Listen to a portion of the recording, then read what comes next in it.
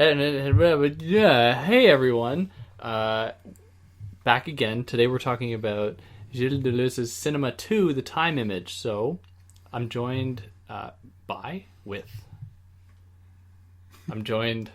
you want Christina me to speak? but Christina is joining me once again to talk about this, or the sequel to Cinema 1, The Movement Image. And thank God, because I didn't understand a word of this, but we'll get into that as we move through this. A couple things to say. You can find me on Instagram at theory_and_philosophy if you want to look at pictures of my cats. You can support me and be among the few other people to support this on Patreon, or you can find this in podcast form on anywhere pretty much where you get podcasts, or if you're listening to this in podcast form, you can find this on YouTube if for whatever reason you want to do that. There are no ads on podcasts, and I hope to keep it that way. So I don't know why you'd go from there to YouTube, but anyways, it's there. And Christina, what do you do? I'm a PhD candidate at the Center for the Study of Theory and Criticism. I write screenplays, I write essays on Medium, I do a lot of things. I am the one person on Earth who maybe understands this book cover to cover. I believe it. As I jokingly said earlier, I feel like the ideal audience for this book is limited to pretty much one person, and you're looking at her, them. If you are interested in what I have to say and want to hear more of it, you can follow me on Twitter at Thought and Cinema, THOT and Cinema. And on Instagram at Cello Burke. It's private right now, but you can send me a follow request. I'll probably be okay with it. And yeah, so I'm here to talk about Cinema 2. I'm super excited. I'll put links and handles for that in the description for anyone that wants to easily access that. But yeah, Cinema 2. I wish I could have prepared better, but I was just so lost. So yeah, there's no preparing for this book. I guess before I say anything, I want to say that like rereading this has been such a tremendously fun experience for me. I love this book. If it's possible to have a favorite theory book or a favorite nonfiction book, or like, I can't say it's my favorite book because William Faulkner's Light in August exists, but it's like up there. It's one of my favorite things in the world. I like Faulkner. I've never read that one though. Yeah, I really, that's probably my favorite novel, but this is like maybe my favorite book. Yeah. I don't know how else to put it. I love this thing. Reading it, I like see so much of myself in it in so many different ways, and it's always been like the book I go back to, the way I understand things. Like, I'm not really a Deleuze scholar. I know a thing or two, or 2 or 3 things about Deleuze, but like this book I know, and I just feel like it captures so much about what I find meaningful about cinema, even though it does it through these mediations, through philosophy, through mathematics, through contemporary science, through literature. Like, this book has everything in it. And it also speaks to a certain kind of film viewer that really could have only existed at the point of time Deleuze was writing. And it's a perspective I've tried to recreate so much in my own life. So, like, when I say I'm the perfect audience for this book, it's like, yes, I'm into cinema and philosophy, but I'm into post-structuralist philosophy, and I'm into French cinema, not just of the New Wave, but post-New Wave. Like, I know who Philippe Garel and Jacques Doyon are. I have no idea.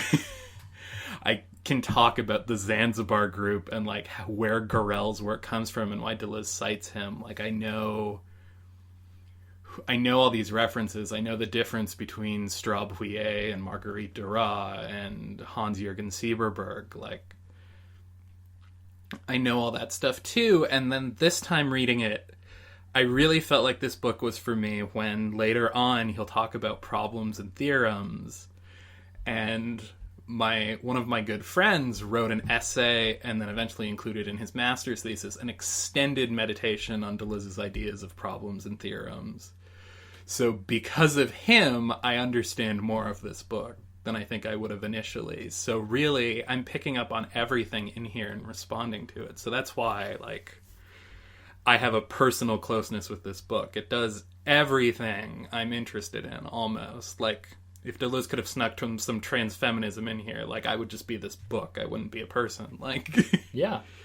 And how has it then, if you want to talk about it, how has it spoken to you in terms of your own transition?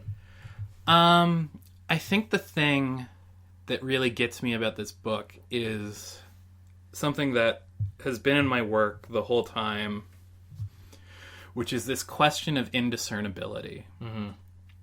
And we'll talk about this in detail when we get to the chapter on crystal images. Which I will say right now is by far, the idea of the crystal is by far the thing that confuses me the most. But yeah, that's the thing, is like I almost identify with the crystal in some way, in this constant movement between real and imaginary, between virtual and actual. Mm-hmm. That's where I find so much of myself. And it's a very aesthetic way of thinking about transition, and that's maybe one thing I'll say is why maybe I'm not the right person to write a trans philosophy, is because I'm so concerned with the aesthetic side of things, and that's the way I see myself through it, whereas there's a lived element and a quotidian element to being a trans person that I don't see and that I don't feel. I see. Yeah.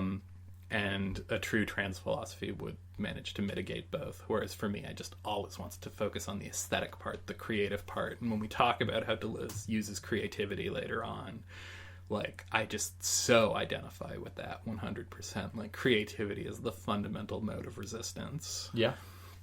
I got that much out of this, but definitely there are more movements in it that I'm not privy to at this moment. But I will say, if you've listened this far, and you're curious as to what the hell is going on, we also did a talk on the first book on this channel, so you can check that out if you want, because I didn't mention that earlier, but you can find that on here if you want a little bit more background. But yeah, what is that? Push us into the preface, more or less. Yeah, the preface to the English edition. Yeah, we're going to talk about time images, and I think the first thing that's going to be a stumbling block to anyone with this work, and was a stumbling block to many of Deleuze's peers, and I'm sure to North American scholars who encountered this book when it was first published, is how the hell do you have an image of time? Right. Like, what does that mean? Yeah. And so what Deleuze is talking about with images of time are three words he used, which is structures, presentations, and situations of time.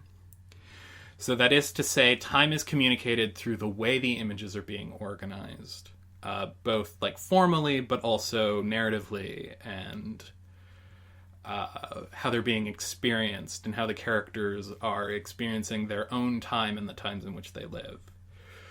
So when he talks about a direct time image, it is that there's sort of a free floating of the image. It's not following a chain of causality the way movement images did. And so that's what he means by direct time image. And you can say, well, that's not really an image of time. Time's a material, etc. But that's what he's getting at, is that we come to feel time. He mentions Tarkovsky in the English preface, the pressure of time. And then, of course, he busts out an old favorite, that if the cinema does not die a violent death, it holds out the possibility of infinite renewal. So, again, foregrounding just, like, what the time image is doing. It's constant novelty, constant generation. Description is a word he's going to use a lot later on. So that's really where we start off. To be really simple about it, because I'm not saying this to try to pander to an audience that might not understand, because, like, I'm sure everyone listening knows more than me, because I'm so confused. How I understood it, at least this distinction between movement image and time image, was in the movement image you like actually followed characters moving through the world, and it was almost like realism, like avant la lettre. Like, it was just realism before realism, in that we just saw stuff going down, like classic films that you'd know the name of, like of the wall coming down. You know, if you happen to know that old black and white film of like the wall coming down, or the Lumiere brothers on the moon, or whatever. Yeah. Something like that. Movement. Méliès on the moon. The Lumiere brothers shot people leaving the factory. Right. Yeah. But how I understand the time image was suddenly that directors were not so much interested in depicting something happening in a moment, but it was like, with a cut, we can suddenly jump a number of years. Is that... I could be wrong. You can tell me that I'm wrong. That's a type of time image. That's a type of time image. All right. But we'll talk about time images that are ostensibly in the present, but they're still time images. The simplest way to describe it, and we should just jump right into the first chapter. Yeah, I'm not... To do this is the role of the seer taking over the role of the actor. Yes. And the role of someone who bears witness to what's in front of them, but does not necessarily respond to it or even take part in it. And this is the collapse of what he calls the sensory motor schema. So the sensory motor schema, it was kind of like the classical symbolic organizing structure. It's like things happen according to their ends, almost. So like a character wants something, they perform an action to get it, they are challenged or they're not challenged, or they have to do something. Whereas in the time image, we are with characters who don't have these goals. They don't know what their goals are. Oh. We don't know what they want, but more importantly, they don't know what they want. So they're just witnesses to the world. And this happens both in fiction and in documentary, as we'll talk about. And different ways what it means to see as opposed to act are. So the terms he uses here are op signs and son signs. Yeah, this is something that's definitely confused me. So the op sign is when a space loses its qualities in a way. So like in the first, if you go back to the first cinema stuff, we were talking about all these signs. We were using all these Persian terms to describe these different types of signs. And the op sign is when all that charge drifts out of it. And what you have is just the image, just something to witness. Yeah. It loses its sort of quality. And then a son sign is when the same thing happens to the soundtrack. Okay, so that it is no longer a corresponding sound, but a sound sort of for itself and just there. Mm-hmm. Yeah. Okay, so yes, you have op signs and son signs, and these are going to define the time image is images and sounds drained of their sensory motor function, which means images and sounds without context, almost, without reason, without being put to an end. And so the forms that sort of take over this kind of cinema are really like a ballad form without a journey. So wanderings as opposed to adventures. Yeah. And then he takes us on the first sort of flashback he does. This is really a theme throughout this book, is he'll talk about something more contemporary and then he'll jump back and sort of try and find like a historical precedent. So he's almost writing in a way where he's trying to demonstrate his sort of thesis. Right. And again, it's in 3 parts, like in Cinema 1, but they're not the same 3 parts. It's not percept, affect, action. It's different, and I'm not quite sure what the 3 parts are exactly. I don't think I wrote them down either. But maybe we can figure it out through the course of this, or I'll just have a eureka moment or something. You'll figure it out. I will be no help.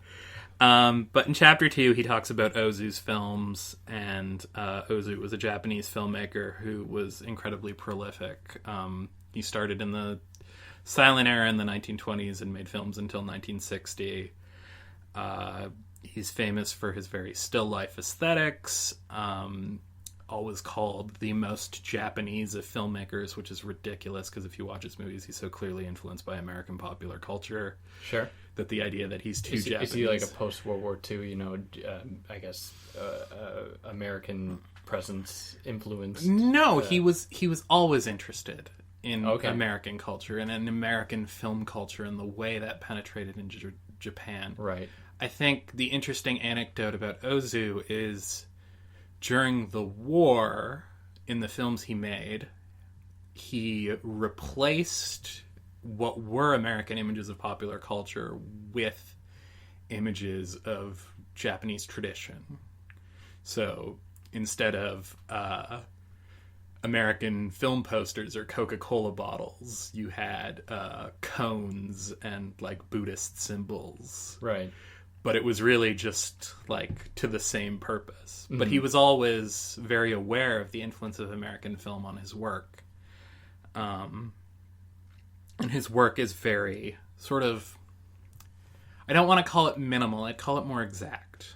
He chooses his shots very deliberately, and he does so to the end of, I can't even really describe it. His films, they seem boring while you watch them, and then by the time you get to the end, you feel like you've experienced everything. I'm just going to ask for myself. Is there an Ozu film you would, like, one that stands out above all the others? Because I'm curious. I would like to watch it. Yeah, the magic of Ozu is that you can... all his films have roughly the same effect. Okay. But you can... I would recommend a film like Late Spring, starring his most famous actress, Setsuko Hara.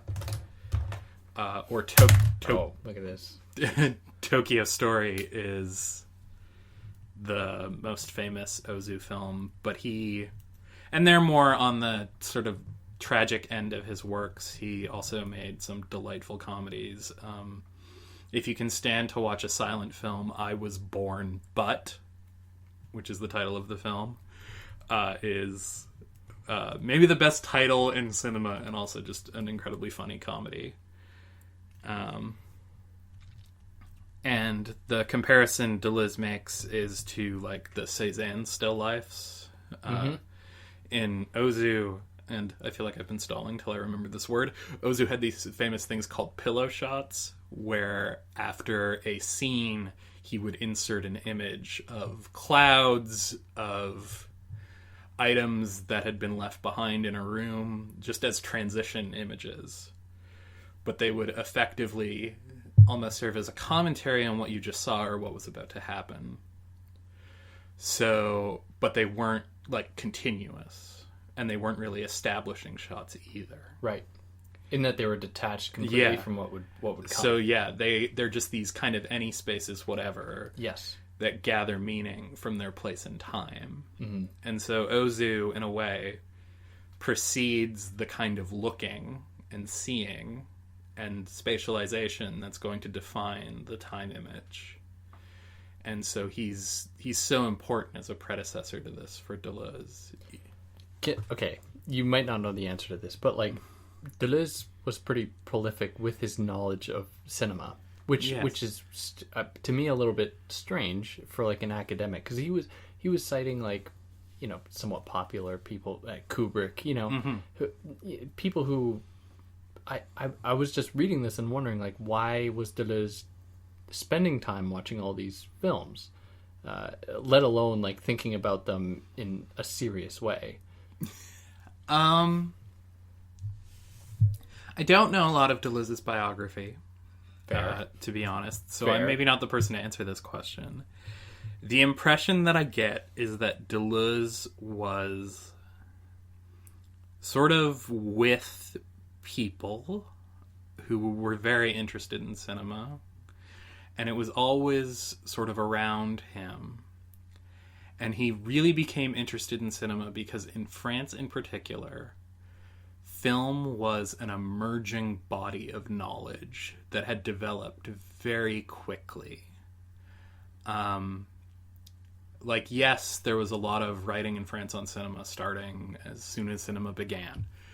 But, once it got codified and once you had the competing film journals in the 1950s, and then you had cinema studies institutes starting in the 60s, and you had someone like Christian Metz, who was friends with Roland Barthes, and part of the whole project of semiology, and it's we need a semiology of film to go with our semiology of literature and our semiology of culture, and but as we'll go on, Deleuze didn't want to just transpose this. Oh no, Deleuze hates this. So I think part of it too is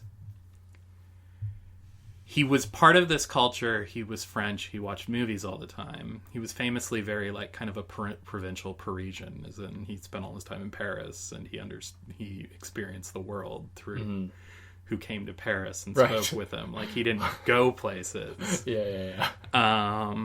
Sort of how we have provincial New Yorkers today, right? Who they can only see the world through New York.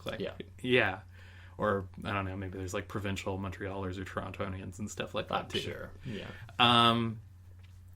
But yeah, so I think he saw it as an emerging body of knowledge that sprung up very quickly, that he could relate to many of his philosophical interests. Right. Not just Bergson, but Nietzsche, and there's hints of Spinoza in here, and there's Blanchot, and there's Foucault a little bit, and there's all of these things that he can connect the cinema to. And another reason is I think he can use the cinema as a veil to start criticizing all his peers and really differentiate himself and his thinking without having to say, F this person, fuck that person, they're full of shit. He can just say it in this cinema book, and he's talking about movies, wink. Yeah. Interesting. So, I think cinema does a lot for him in terms of what it's going to allow him to think through. And it also allows him to recapitulate his own thoughts up to this point. Yeah. In a almost practical way. The cinema gives him a material object for his thinking. Sure. So I think it's all of those things. Yeah. That makes sense. But I'm sure there's other reasons too. He probably just enjoyed movies. Yeah. Who doesn't? Sorry to derail you with that question. No, it's totally okay, because we pretty much finished up the Ozu stuff. I remember there's a part in that section where he brings up Leibniz in relation to Ozu, and I was just oh, this motherfucker. Who would fucking explain Ozu films using Leibniz? What the fuck? Who is this guy? So, anyway, the third part of this first chapter, we finally get a definition of what a cliche is, picking up from last time. He explains what cliches are, and it's back to this sensory motor idea of using something for its expected purpose. And I hesitate to bring this up because everybody hates him, but this is kind of Heidegger's tool, right? With the hammer? Yeah. So when we use the hammer the way it's meant to be used, we're not thinking about the hammer and its existence. We're just putting it to work. But when the hammer breaks, right, now there's all this, what does this mean? It's a crisis. It provokes something. We begin to think about it in a way we didn't before. So, that's what cliches are. They're functioning hammers. Yes. They make making movies pretty easy for the big business, Hollywood things. You put your cliches together and people have the experience they expect to have, and it works out for them. So what he wants is things that break down these cliches, that become the pure optical and sound situations, Which is different from the sensory motor ones. It's the transition from the movement to the time. It's the transition from sensory motor to optical sound. Pure optical. Yeah. And sound. So, yeah, that's where it departs. That's where there's this break. And this break happens for Deleuze because of the Second World War. Even though he's just told us it preceded it. I didn't catch on that, so... Yeah, because Ozu made a bunch of films exactly the same way he'd make them after the war, before the war.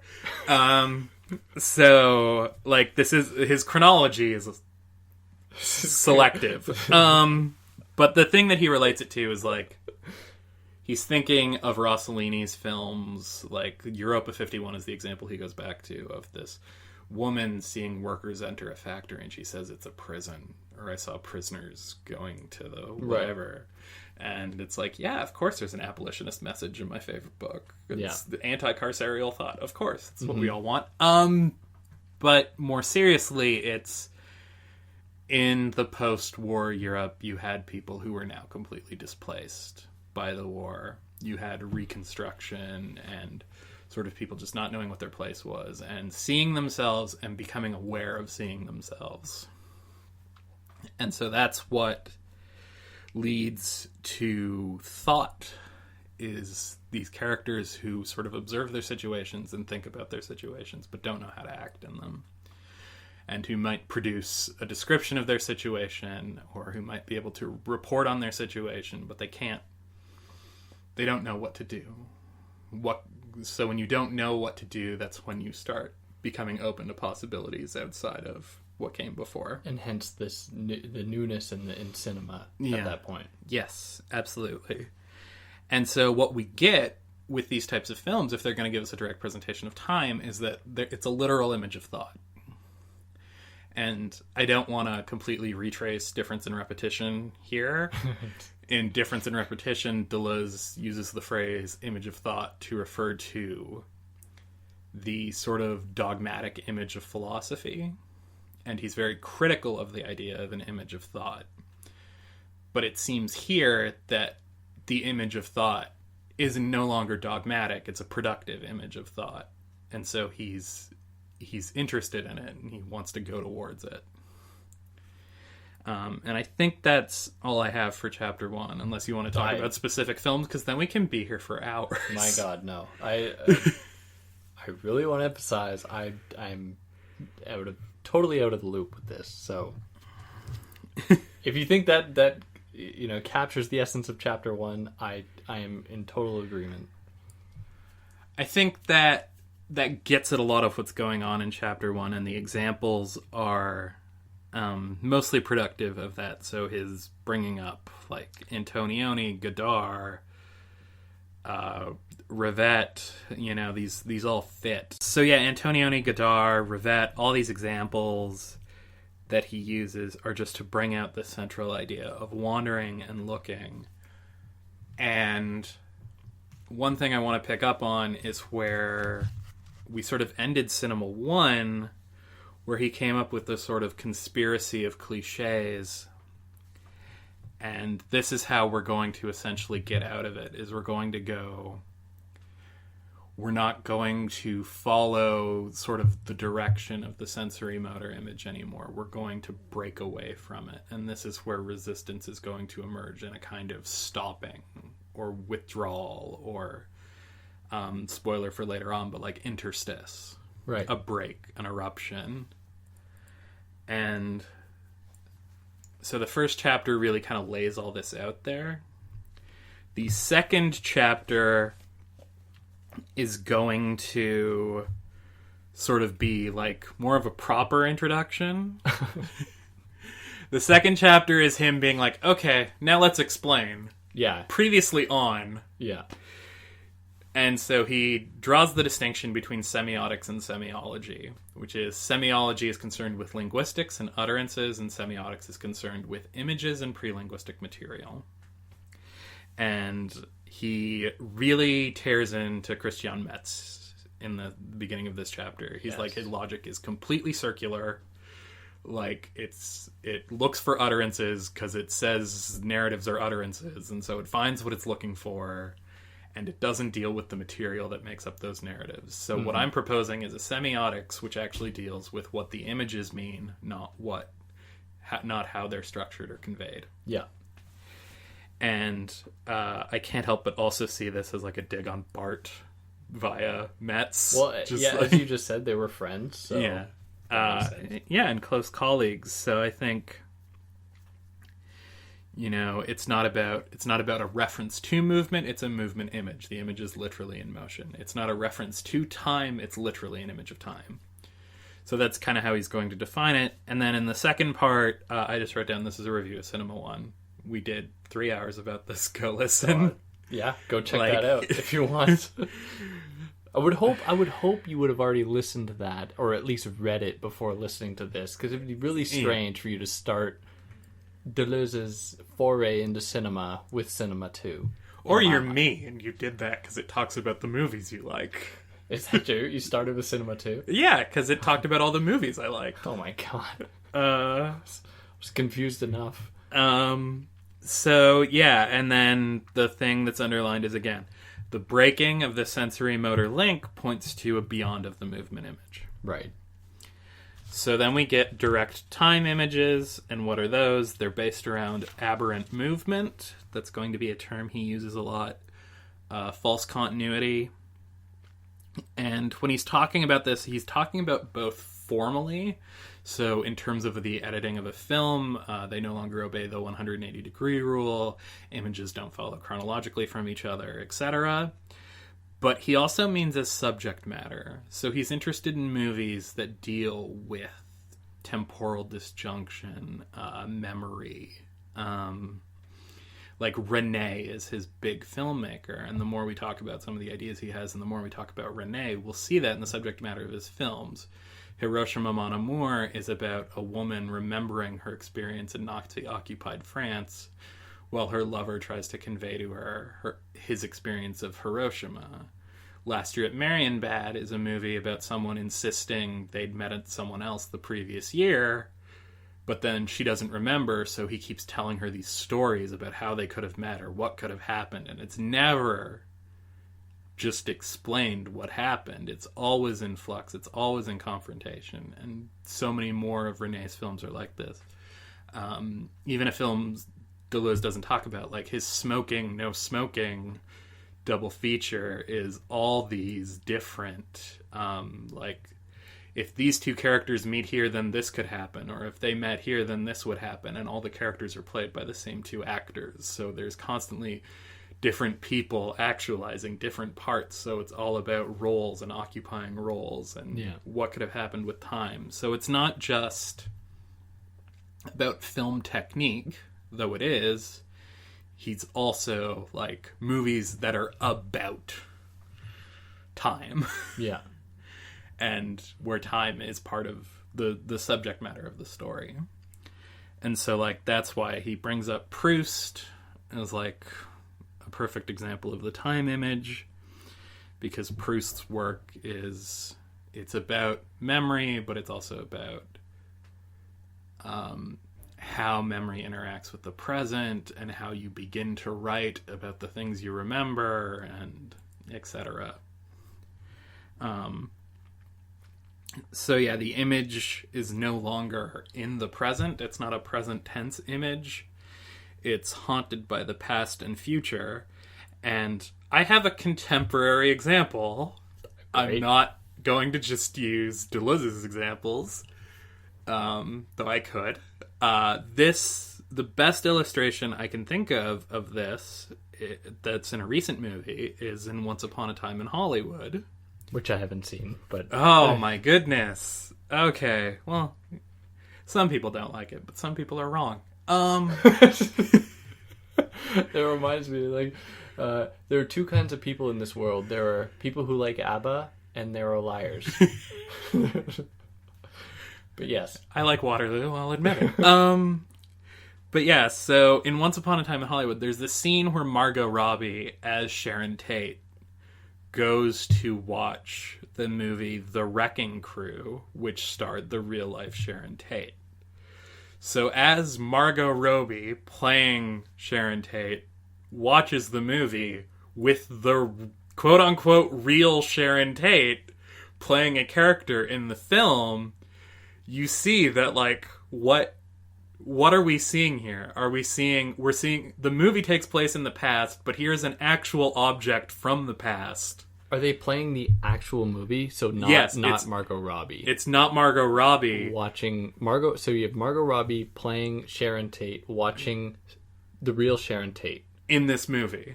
Okay. So what is happening in this... And this whole scene supposedly takes place in the past, but as we'll learn by the end of the movie, it's a past that never existed. Right. It's a fictionalization or a fantasy of the past. I say right, but I have no idea. Yeah. So what is going on here? Like, it's a question of time and actual and virtual and all these different things. Like, this image doesn't mean anything if it's just a present tense image. It means something because we know that that's Sharon Tate, and we know that she is, but both isn't Sharon Tate at the same time. And we also know that this movie, while supposedly taking place in a real... Like, it's Los Angeles, 1968. Like, it's supposed to be a real place, but we know by the end of the movie that that's not really what this was. So I think that's an example of, like, a direct time image in a contemporary film. And I'm sure I could think of other examples, but that was just, like, that's the most aggressively obvious one. Because I'm sure many people have seen it and will relate, I hope. Okay, so I think we can move on to chapter 3. Yeah, let's do it. How are we doing on time? I think we have time. We'll do chapter 3 and then we'll take a yeah. So our boy is back. Bergson. Yeah. Bergson. Yeah, and this first section's about the tattoo I'm going to get. Oh, tell us about it. Okay, so basically, this is about sensory motor images versus descriptions. So, sensory motor images follow from what something is supposed to do. Going back to our hammer example. A hammer hammers. You hit nails with it. You pull nails out. Whatever. But a description happens when we just look at the object and be like, okay, what is this? Or it breaks, and it's like, well, what is it now? Like, why doesn't it do what it did before? Or, like, what could it do? Yeah. So he makes reference to, and I think it actually is at the end of the book, this diagram of Bergson's, which is one circle with object and actuality in it. And then going out from the actuality, there is B, C, and D in concentric circles. And then coming out from the bottom, below the object, there is B prime, C prime, and D prime. And so the ascending circles are sensory motor possibilities. They're the things we can do with something. And the descending circles are virtual possibilities, or things we think up about something when we describe it, but not things we actually do with it. Right. So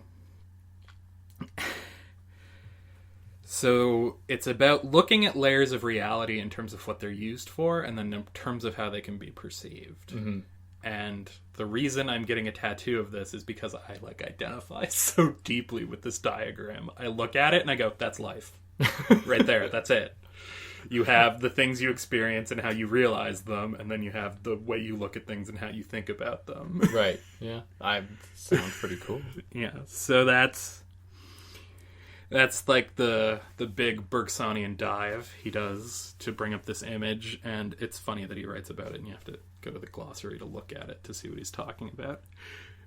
I didn't do that, and I feel like I should have, but you drew the image pretty well. I feel like I know what's going on. So then we kind of go back again.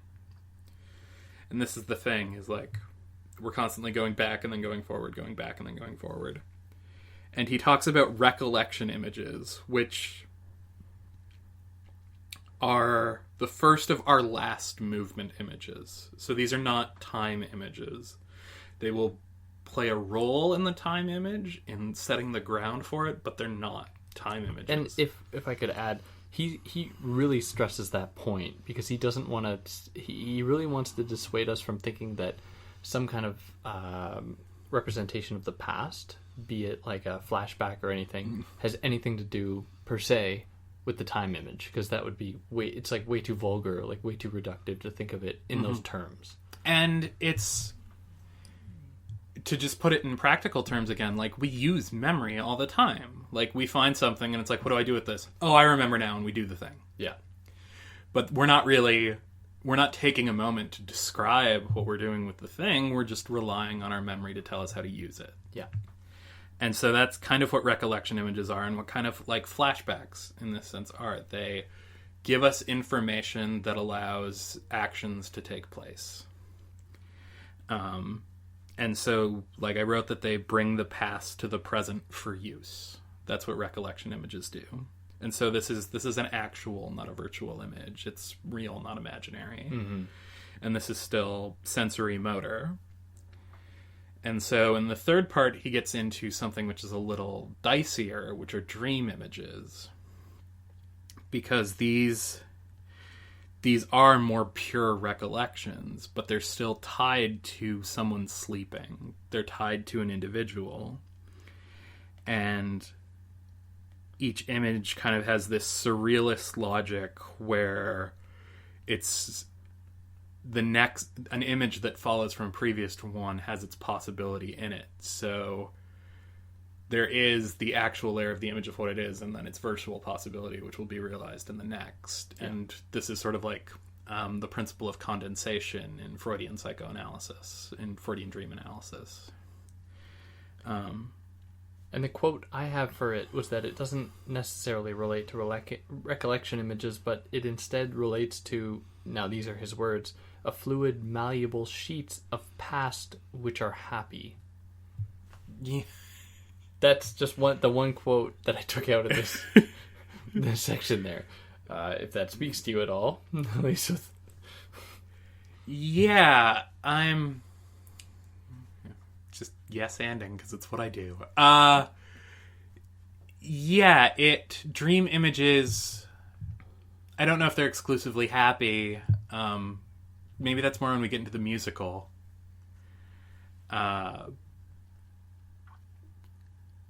But there is definitely a sense that they have a use. Sure, yeah. And this is what kind of the musical comedy does, is there's this move from reality to spectacle.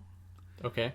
So that the actual kind of dissolves into the virtual of the dance, and we can think of An American in Paris is really famous for its final sequence, which is this huge dream fantasy ballet, and it was completely ripped off in the movie La La Land. If you saw that, the last part of La La Land is when she walks into the jazz bar and sees him playing, and then there's that whole fantasy musical number, basically completely stolen from An American in Paris. Really? Okay.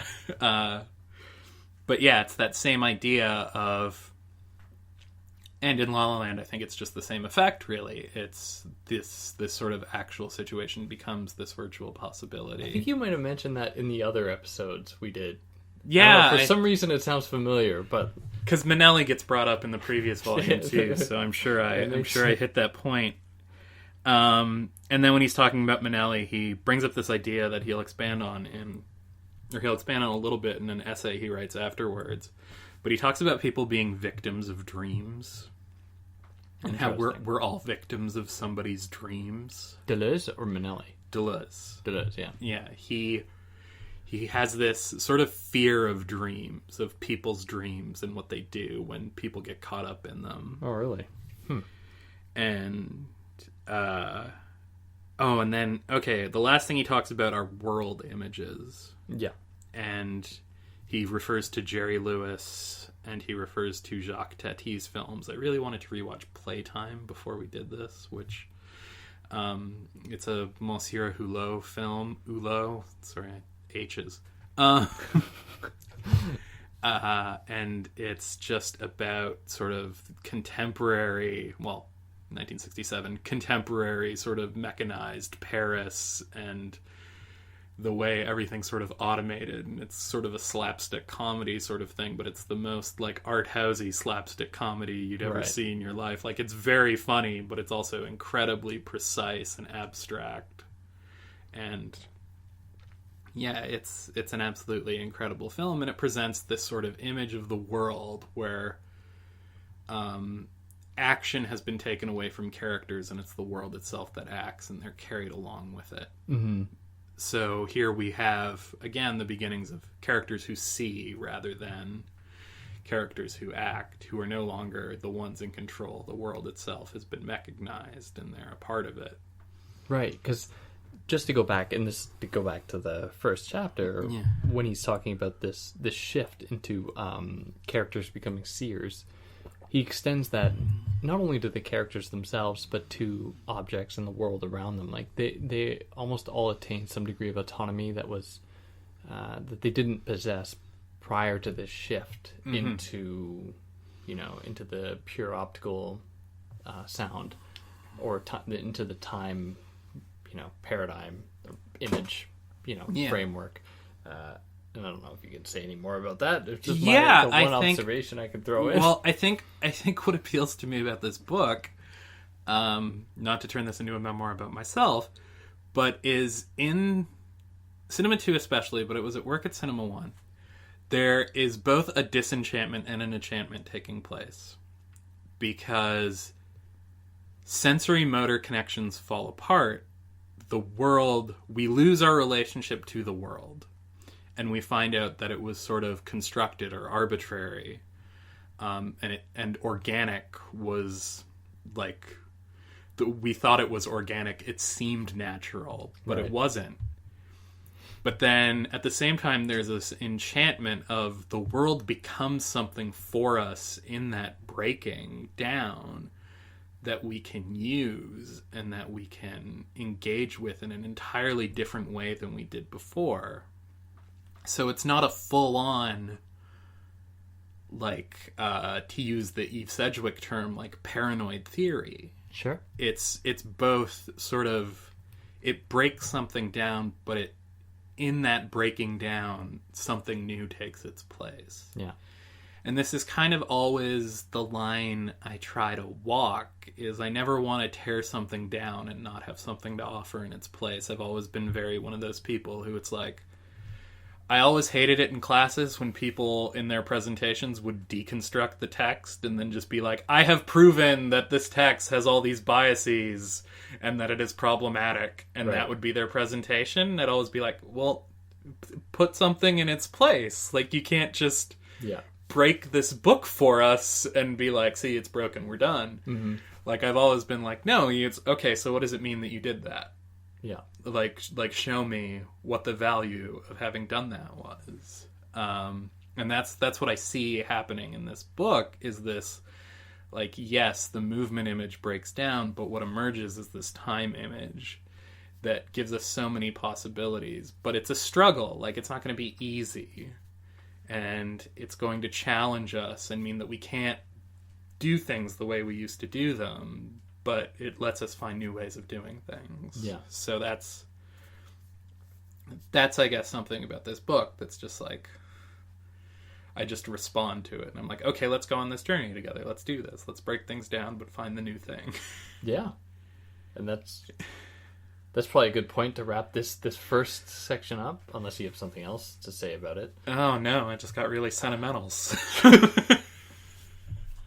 Well, we'll keep that going, but for now, that rounds off chapter 3, and the next time we'll start on chapter 4. So, for those that listen this far, thank you, and keep going, because I can say, at least in terms of the book, it gets a lot more interesting as we go on from this point. Not to say that it wasn't interesting, but it drew me in more. Oh no, it gets so much better. Yeah, we're going to get into crystals, which are, I don't know, I couldn't, penetrate as far as my note says crystals with an exclamation point. I was very excited. I just have a ton of questions and Yeah, I'm happy to go into it. But yeah, all right. So we'll catch you next week. Take care, everyone.